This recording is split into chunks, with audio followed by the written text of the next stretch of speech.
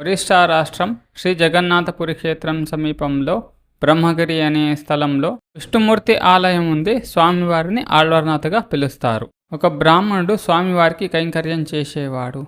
కానీ కార్యనిమిత్తాన అతను బయటికి వెళ్ళాల్సి వచ్చింది. అతని కుమారుడికి నైవేద్యం సమర్పించాలని చెప్పి బయటికి వెళ్ళాడు. తన తండ్రి చెప్పిన విధంగా నైవేద్యాన్ని సమర్పించాడు.